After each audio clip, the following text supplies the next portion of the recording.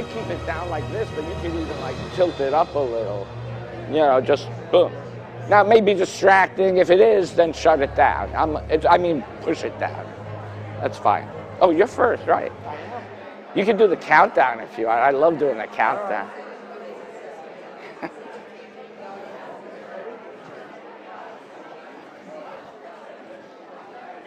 I don't have.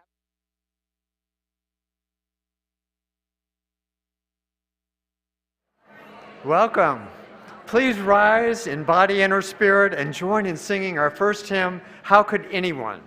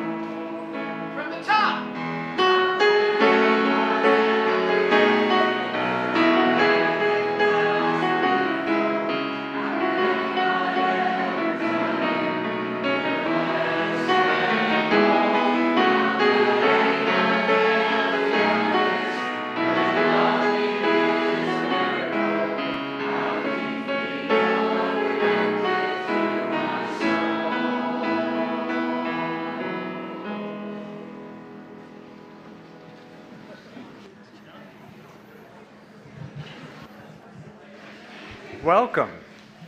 Good morning. I'm John Yoder. I'm a member of the Board of Trustees.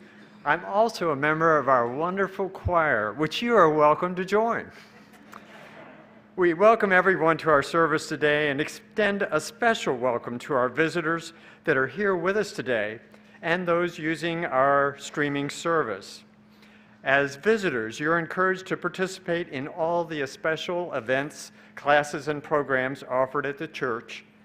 We invite you to register at our welcome table at the entryway to the sanctuary or on our virtual guest book, which you can find on our website by clicking on the welcome banner at the top of our homepage.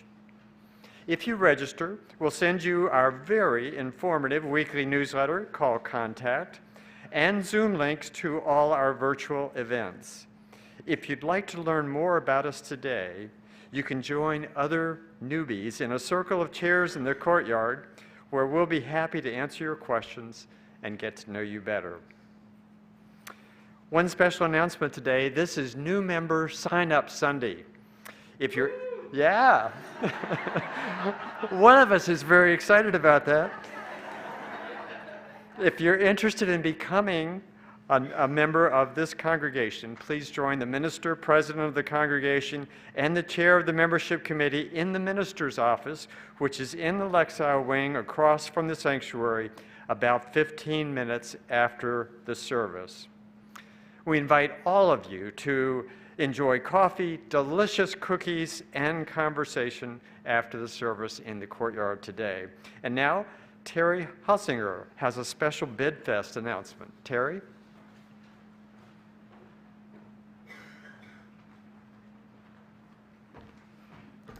Good morning. I'm Terry Holsinger with the BidFest Committee.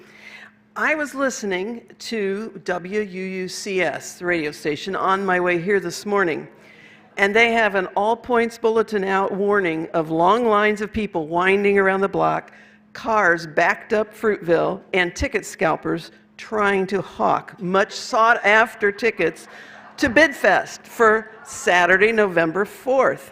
Some are even asking $1,000 per ticket for this social event of the season. I'll tell you a secret. You can avoid all those long lines, running out of gas, paying scalper prices by visiting bidfest.org and buying your tickets online from the convenience of your living room for only $10 a ticket. Your ticket includes your bidder number and lunch, so get a hitch in your get-along and buy yours today. This year's luncheon will be family style, so you can start eating as soon as you sit down at the table. There'll be plenty of food and drinks, appetizers beforehand, live bidding will take place during dessert, It's a great opportunity to socialize. Thank you to all the donors who've already stopped by or submitted their donation online. Have you made your donation yet? BidFest won't be successful without your donation. And the events people and the events people like are best: parties, dinners, lunches, and did I say parties? UUs love to socialize with other UUs, so this is your opportunity to donate what you're good at and enjoy doing. Remember, mark in ink or electronically on your calendar, November 4th, Saturday, 11:30 a.m. to 1:30. To 1:30 p.m. We could go all night if you want. And did I mention bidfest.org, or visit us out at the table and we'll help you word your donation. And we will have catalogs, physical catalogs, in a few after the deadline. So love to see you outside after the service. Thank you.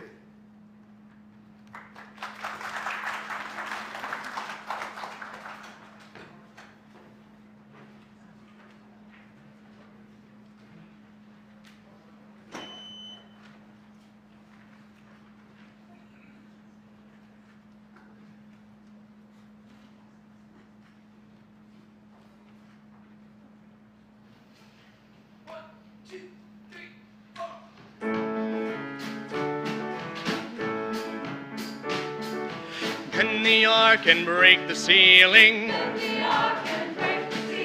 Human rights for human beings. Bend the arc and break the ceiling. Human rights for human beings. Bend the arc, bend the arc. Bend the arc, bend the arc. Hold out your We were meant to help each your head and help. Meant to Help each other.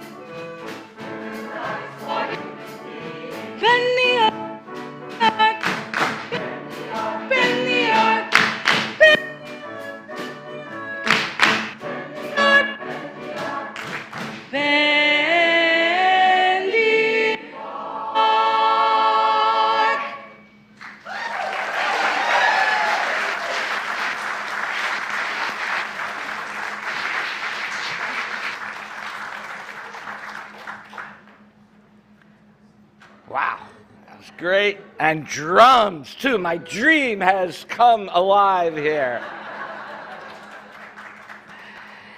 Our opening reading today is from Alondria Williams, the late Alondria Williams, who was a co-moderator at the Unitarian Universalist General Assembly, called "We Are Worthy."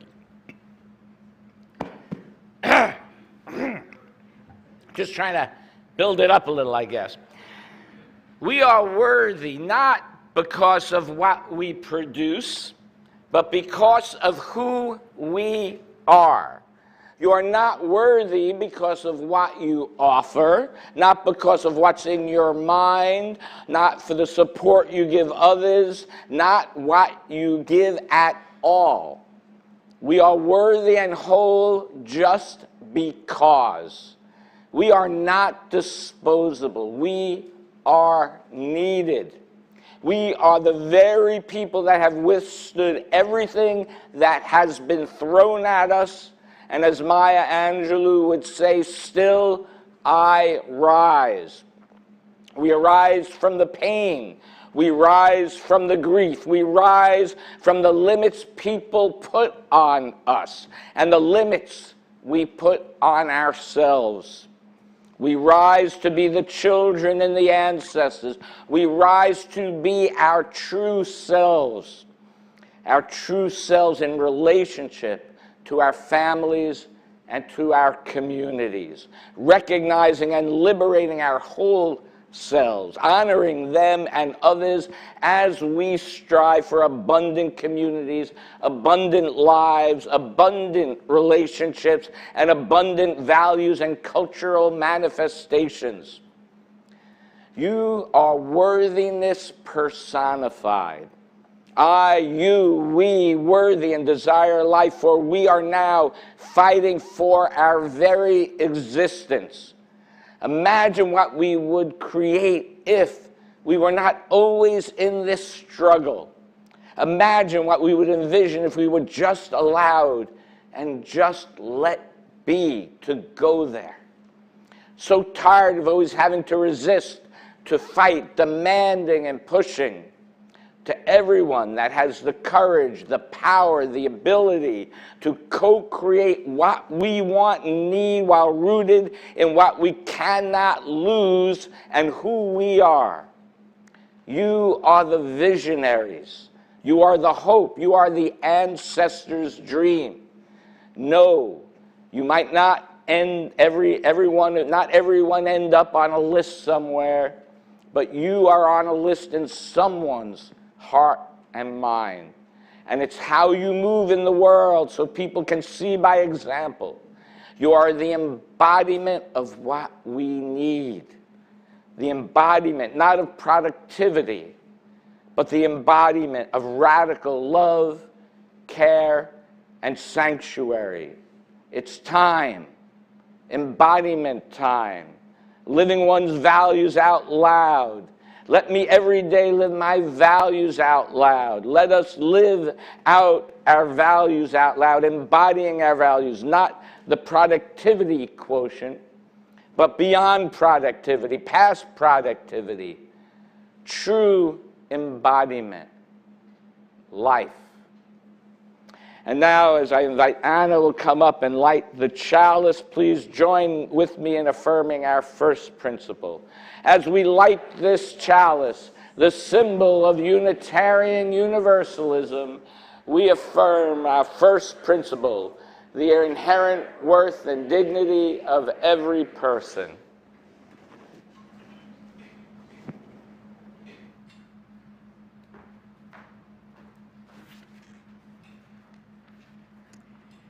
Today's story is From the Stars in the Sky to the Fish in the Sea, written by Kai Cheng Tam, illustrated by Wayant Lee and Kai Yong Ching. Once upon a time, a little blue house on a hill on the edge of town, a baby was born. And they were born when both the moon and the sun were in the sky, so the baby couldn't decide what to be, boy or girl, bird or fish, cat or rabbit, tree or star. So the baby looked like a little bit of everything. They looked very strange. But all the same, the baby's mother gave her child a bath and rocked them in her arms. She said, "Your name is Miao Lan," and she sang a song that her own mother had sung to her long ago. "Whatever you dream of, I believe you can be. For the stars in the sky to the fish in the sea, you can crawl like a crab or with feathers fly high, and I will always be here. I'll be near, standing by, and you will know that I love you till the day that I die." And even though they couldn't decide, the baby felt loved. So, Miao Lan grew up to be a strange, magical child who was always changing. There grew feathers and wings to fly with the bluebirds in the morning, and scales and a tail to swim with fish in the afternoons, and fur and paws to play with puppies in the evenings. And no matter how many times Miao Lan became, their mother always brought them back to the little blue house, gave them a bath, and tucked them into bed at the day's end. And as the stars rose, she sang, "Whatever you dream of, I believe you can be, from the stars in the sky to the fish in the sea." And Mialan felt loved. And one day it was time for the child to go to school. They were so excited. They grew a tail of peacock feathers and a coat of tiger stripes. "Have fun," said Mialan's mother. But when they got to school, the other students were either boys or girls. They had no feathers, they had no scales, no leaves, no fur, no fins, not even any sparkles. No one invited Mialan to play. And one little boy ran up to the child and asked, "What are you supposed to be?" And Mialan did not know how to answer. And when they came home, their mother asked them how they liked their school. "It's okay," said Mialan. "Did you make any friends?" "Not really," said Mialan. And that night, Mialan's mother took them into bed and sang, "You can crawl like a crab or with feathers fly high, and I will always be here. I'll be near, standing by, and you'll know that I'll love you to the day that I die." And Mialan felt loved, but also worried. The next day, they wore a turtle shell and porcupine spines, and no one pulled or poked Mialan, but the other children still pointed and whispered. "Did you make any friends today?" asked their mother. "Not really," said Mialan. That night, Mialan's mother tucked them into bed and sang, "Whatever you dream of, I believe you can be, from the stars in the sky to the fish in the sea." And Mialan felt loved, but they also felt sad. So the next day, Mialan wore no feathers, no scales, no leaves, no fur, no fins, no shells, no spines, not even any sparkles. And Mialan was invited to play baseball with the boys. No one pointed and whispered or stared, but when Mialan joined the little girls to play hopscotch, "Boys don't play hopscotch," said a little girl. "Are you a boy or a girl anyway?" asked a little boy. "Didn't you have a shell the other day?" asked a little girl. "And feathers the day before?" "What are you supposed to be?" several children yelled at once. "I don't know," Mialan shouted back, and he galloped out of the playground on horse's hooves, swam through the stream with the fish's tail, and soared up to the hill on eagle's wings. "How was school?" asked Mialan's mother. "I wore feathers and stripes so that the other kids would think I was beautiful, but they thought I was weird. And I wore a shell and spines so that no one would pull or poke at me, but they wouldn't talk to me. And then I tried to be just like everybody else, but I haven't made any friends. I can't decide what to be. Why do I have to be just one thing?"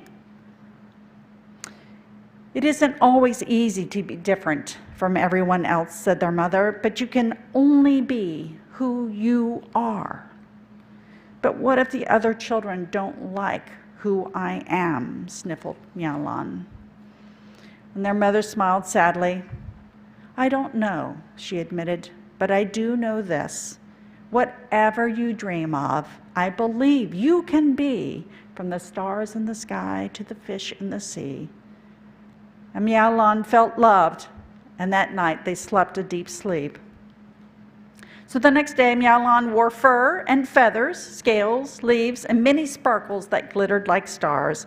And for a moment, none of the other children spoke. And then a little girl said, "You can fly? That's just so cool." So later, "I like your sparkles," said a little boy. "And I'm sorry I pulled your feathers," said the boy with the red hair. "I was just a little jealous of them." So Mialan asked, "Does anyone want to play with me?" And they showed the other children how to gallop like horses and climb like monkeys and swim like fish, and it was fun to be many different things.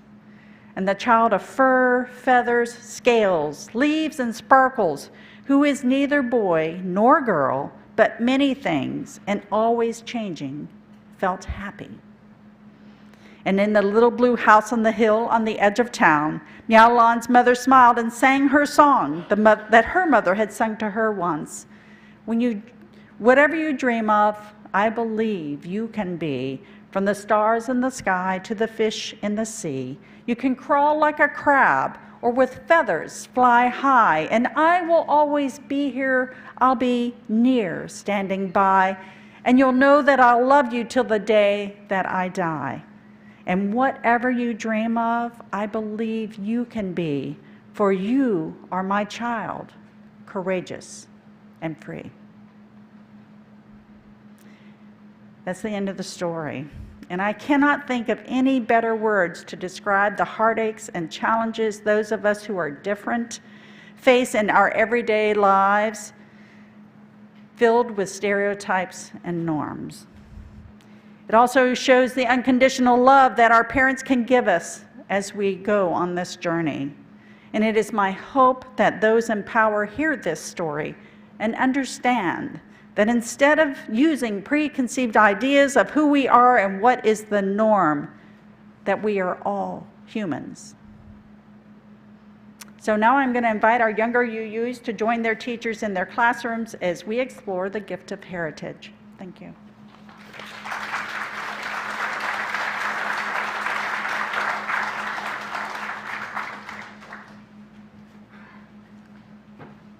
Thank you, Catherine. That was fabulous. Good morning. I'm Brock Leach. I'm a longtime member of this church. I'm also an affiliated community minister, and I am a proud member of the Racial Justice Coordinating Team. And in the spirit of Yom Kippur this week, I'm seeking a little bit of atonement. I have a couple of confessions I want to make this morning. The first is that I am a devout evangelist for Unitarian Universalism. Ever since I was a kid, I have wanted to believe in some force for good bigger than myself, something that I could devote myself to. I was raised in the Episcopal Church and I liked a lot about it, but I was skeptical about the God of Episcopal doctrine. In high school, I was mentored by a United Church of Christ minister who founded an ecumenical church, and he believed that we are the eyes and ears and hands of the divine operating in the world, and that the real work of the church happened outside the building. That made more sense to me. Then when Julie and I were in graduate school at the University of Chicago, every day we walked by the First Unitarian Church, which is right there on campus, and they had these quirky, interesting, provocative sayings on the wayside pulpit. And we thought, that is an interesting place. And we never went in. We never set foot. But we landed in Dallas 5 years later. We had a baby daughter, and we were being evangelized by people in our neighborhood left and right, and we thought we need to belong to a church. So we joined Horizon UU Church in suburban Dallas. It was a startup. It later became 300 members and 200 kids, an amazing experience. But that's where we found the 7 principles.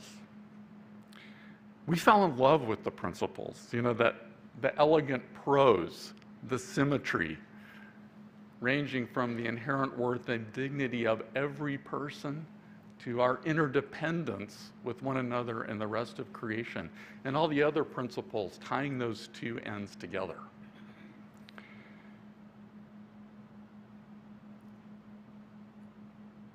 Over all of that, that just captured our experience of life, and it captured the values that we had come to hold.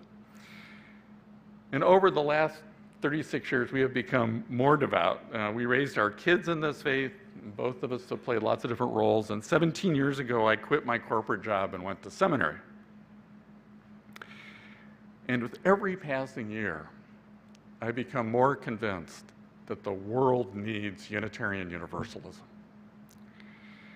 There is just one problem. The principles by themselves don't explicitly call us to a larger purpose beyond ourselves. It's possible to be a UU and identify with all the principles and be satisfied to be around a group of people who see the world like we do. And there's nothing wrong with that. We all need that. But if you really consider the meaning of the principles, if you take them all together, they are the foundation for the beloved community that Martin Luther King talked about. A world in which a mosaic of people of different races and religions and cultures and life stages and sexual orientations and gender identities and abilities are bound together in love and respect and care for one another, enriched by all the diverse talents and experiences and perspectives of humanity.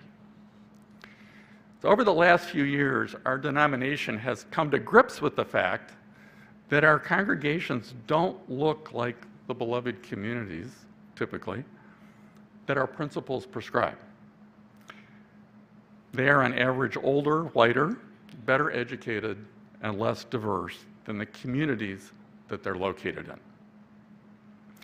It's become clear that we can't authentically practice our principles and work to bring about the beloved community in the larger world without confronting the fact that we don't reflect it in most of our congregations. So for the last several decades, Dr. Paula Cole-Jones, who was here earlier this year, longtime UUA staff member, consultant, she has been working to address this problem. And 6 years ago, she and a colleague formed the 8th Principle Project to specifically call us to this larger purpose. As you can see, I think, it reads, "We covenant to affirm and promote journeying toward spiritual wholeness by working to build a diverse, multicultural, beloved community by our actions that accountably dismantle racism and other oppressions in ourselves and our institutions." Over 270 congregations have adopted it for themselves, and the 8th Principle Project led to the work that's now underway to update and revise the UUA principles that are part of Article 2 of the bylaws.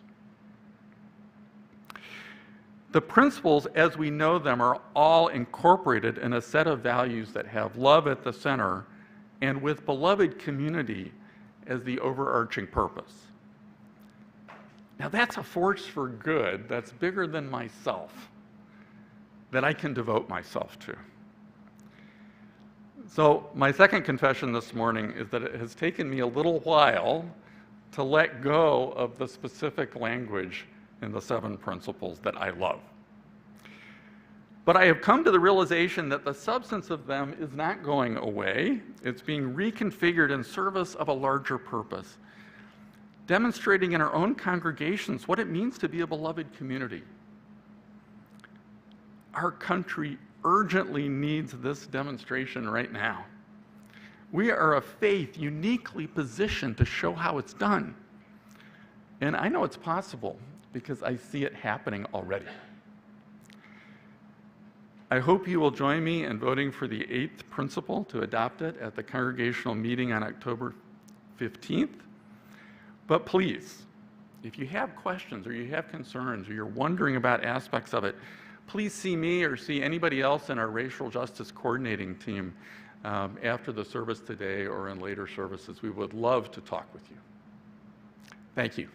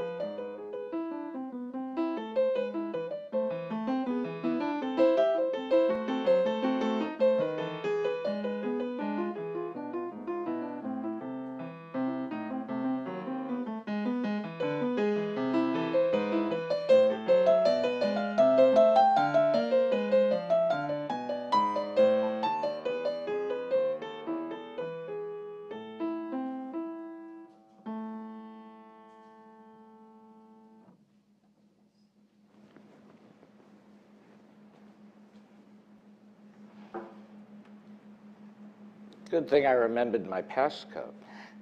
I was very lucky a number of years ago to be in a workshop with the poet Sonia Sanchez, and she was just very, not only energetic, but transformational. And so I chose one of her poems today for our centering words. In this time and this place in the United States, it is such a time that we must begin to stand on the side of love. The great writer Zora Neale Hurston said, fear was the greatest emotion on the planet Earth. And I said, no, dear sister, fear will make us move to save our lives, to save our own skin. Love will also make us save our own lives and skin, but it will also make us save others' lives and skins. It will help us. It will also make us save other people's lives and skins. Love is the primary at this particular point. So put on the sleeves of love, on the legs of love, put on the feet of love, put on the head of love, put on the mouth of love, put on the hands of love. Love, love, love, love, love, love, love. Love yourself and love others. Love your country and other countries. Love yourself, love people who don't look like you, love people who don't even like you, call them siblings, love them because love, love, love, love, love. Love is the greatest emotion on the planet Earth. Love each of your siblings. Love, love, love, love, love. So as we go into our time of silence, I invite you to contemplate who you love in your life, who you could love in your life. What are the challenges to love in your life?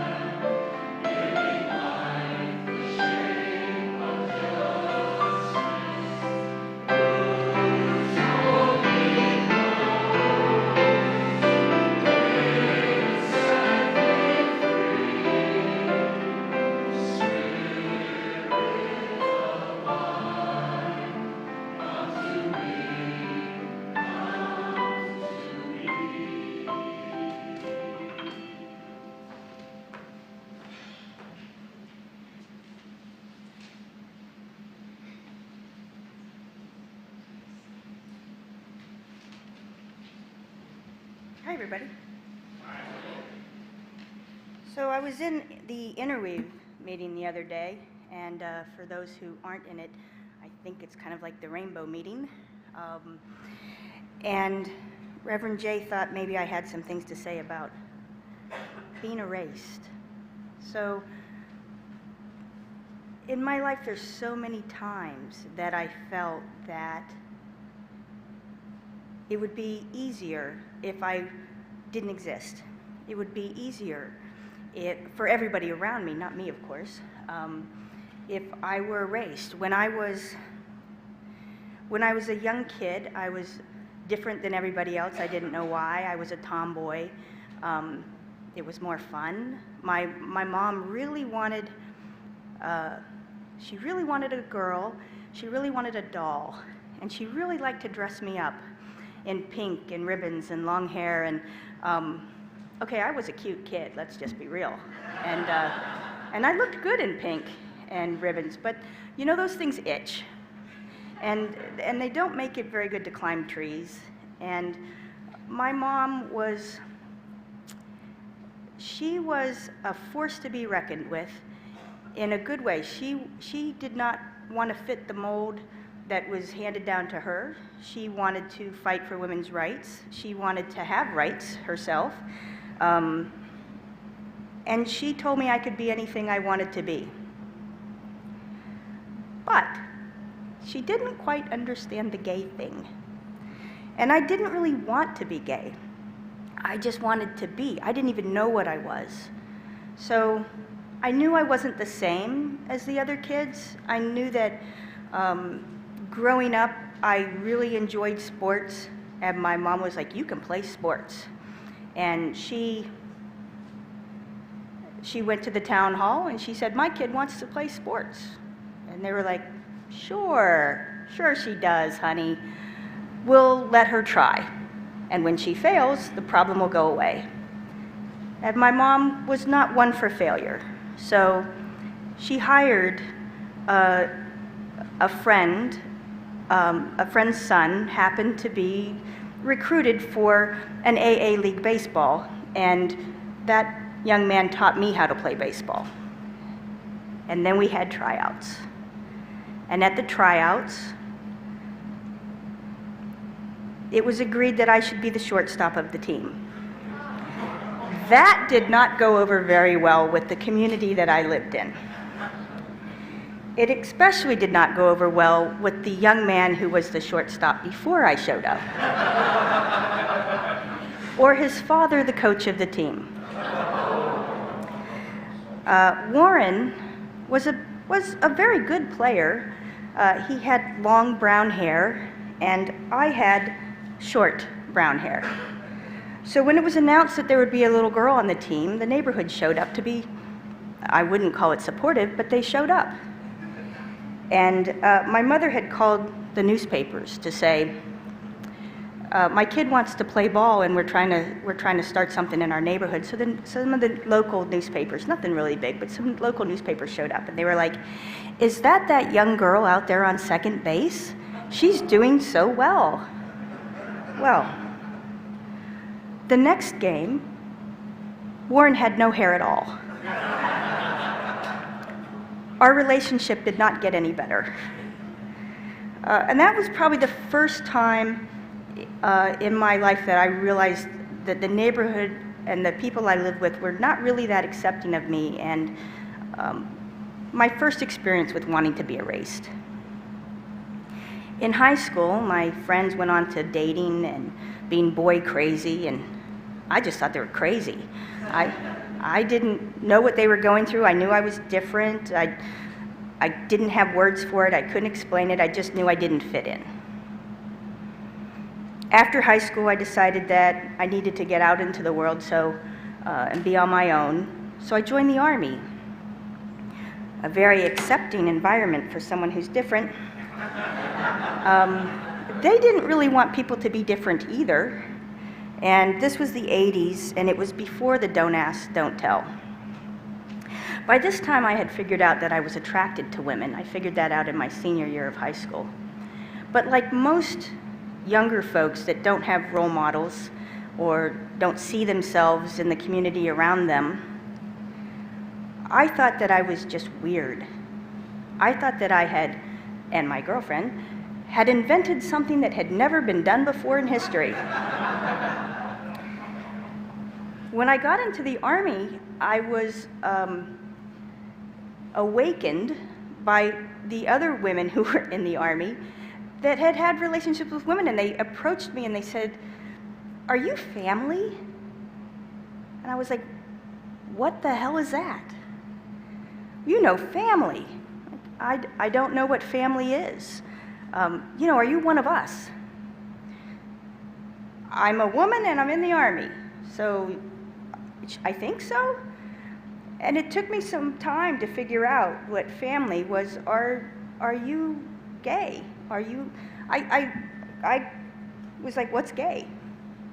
And they explained it to me, and I started to go to clubs and be introduced to other people like me, and it was the first time in my life that I felt like, wow, there's a community somewhere, and I belong in it. But it was a secret community. You had to hide who you were. I was stationed in Germany, and the Germans were not secretive. They were just, you know, people that were really accepting. And I thought, this is amazing. But the Army is not accepting. When I got out of the Army, the don't ask, don't tell passed. And it was very disappointing, but at the same time, it was like, wow, we're starting to acknowledge that there's people like me out there.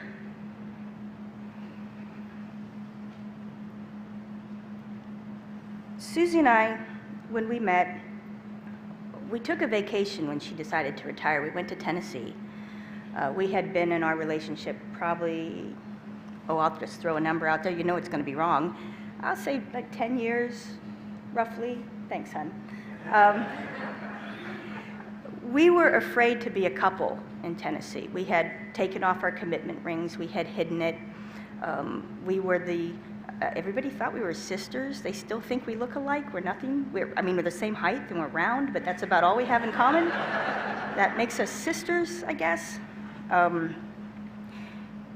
It was really hard to hide who you were, but I've hidden my whole life, so how is that different?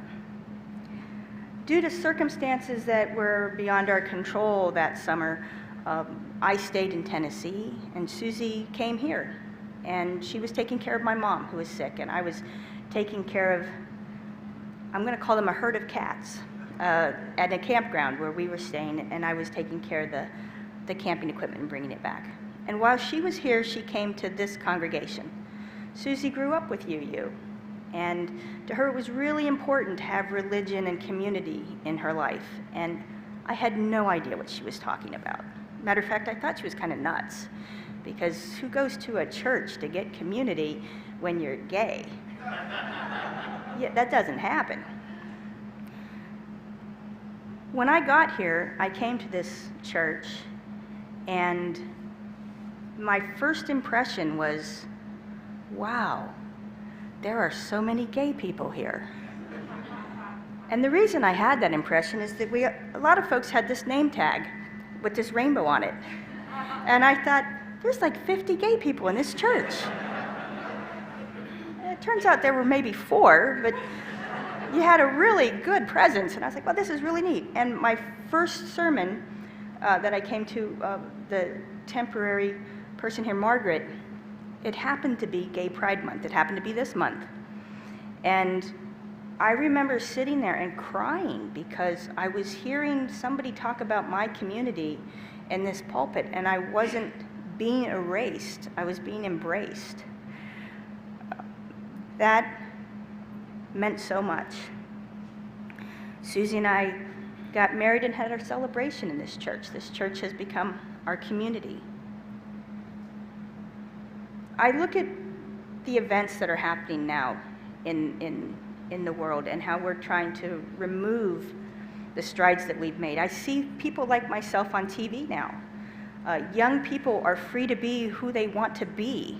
They don't feel ostracized necessarily. I mean, to some extent, they're getting to see something like them. They don't feel like they invented it. And there's these steps being made to take that away. And I think that as much as people are scared and people try to erase the things that they can't relate to, I cannot erase all the straight people in this congregation. The straight people in the congregation cannot erase the gay people in the congregation. Interweave, my first impression of that was, it's a gay meeting, where are the gay people? It's a gay-friendly church, where are the gay people? But I realize that we need to be advocates for each other, that you can't have, there are some churches that are primarily a gay population, and I'm like, why don't I go to one of those? But it's more important to be blended in with the folks around you, to be a part of the neighborhood, to be seen and to be heard and to be loved. And I just want to thank you all for seeing us and hearing us and loving us and not erasing me. So thank you for your acceptance and your support and your love, and it's really nice to be back.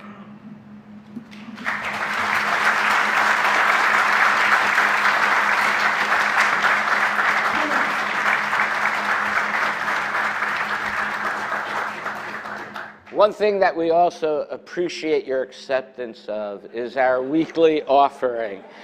And so we invite you to, it helps us continue the work and the outreach of this church. And so please be as generous as you can. For those online or here on your cell phones, you'll see there's a QR code or a link in the YouTube channel to donate. Let this sacred time begin.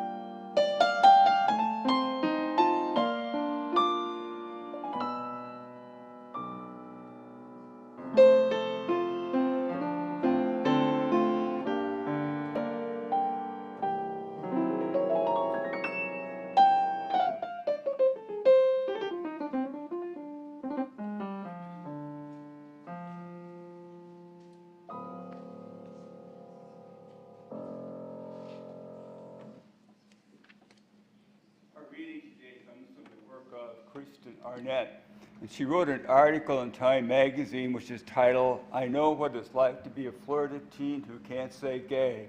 I Was One." And I've adapted it for today's service. It was fear that kept me silent because I knew that the things I felt were not acceptable. Not to my parents or my friends, and certainly not in Orlando.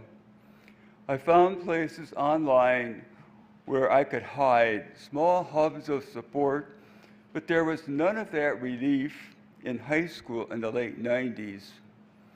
The few teens I knew who had the label gay attached to them suffered through continuous shame and abuse. Most of them fled after graduating out of Central Florida to anywhere with an existing LGBTQ plus community.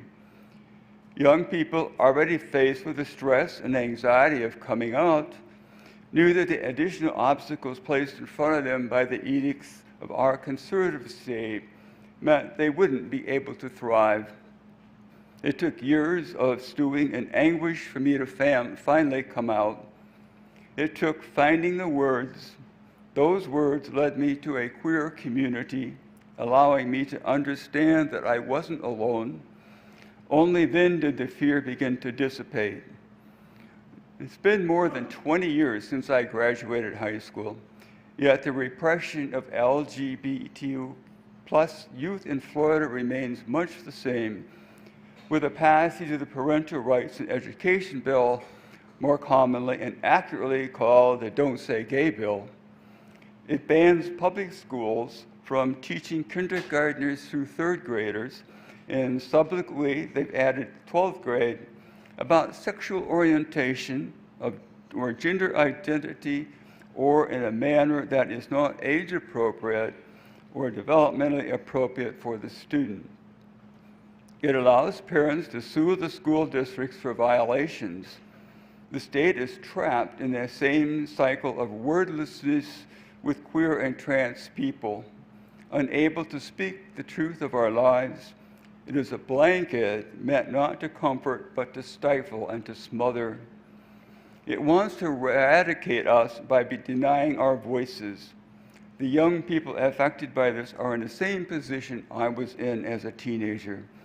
They are left with nowhere to turn, denied the language necessary for their continued survival and growth.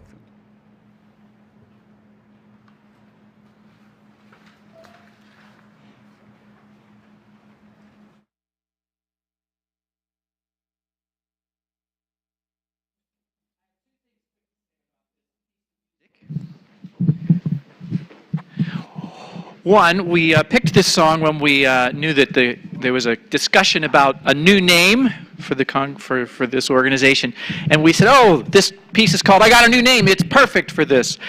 But it's important to me. We say to you, we are not trying to influence a decision. We're not trying to be political.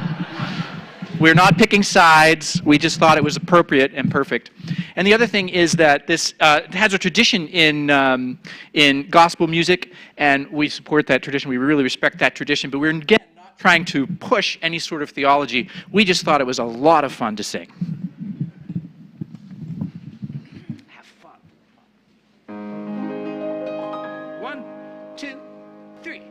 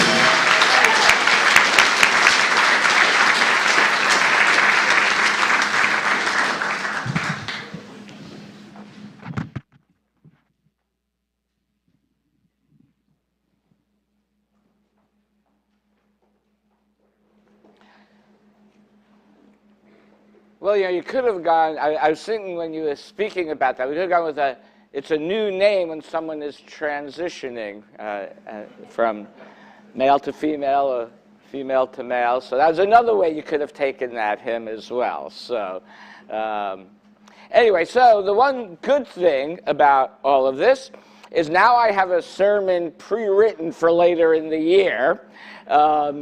And so we're just going to switch it around. I'm going to just do the ending reading, and then we'll sing our closing hymn, and then we'll close out. No need to keep you here an extra 15, 20 minutes. Because really, we heard just such powerful testimony today. There's nothing I could say. I think that would be more important and more powerful than what we heard from our speakers today. So yes, please, thank you.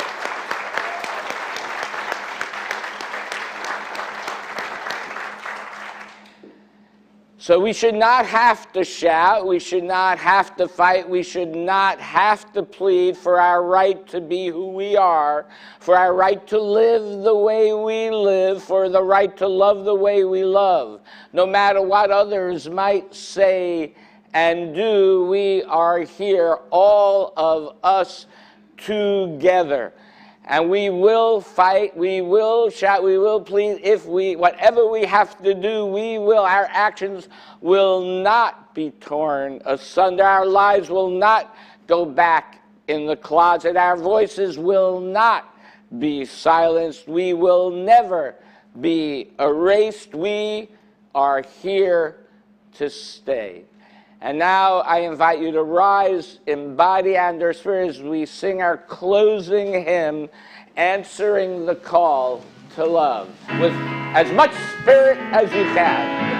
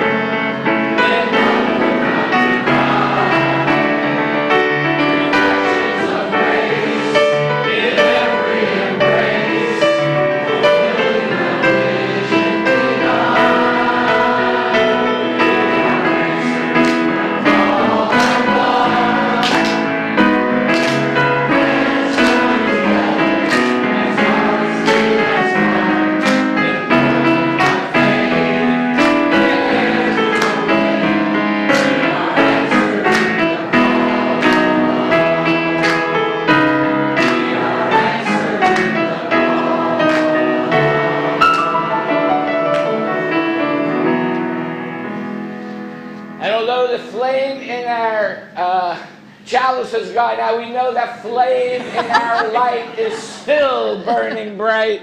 And I seem to have lost my sound here. But let us extinguish the flame that theoretically is here. We extinguish this flame, but not the light of truth, the warmth of community, or the fire of commitment.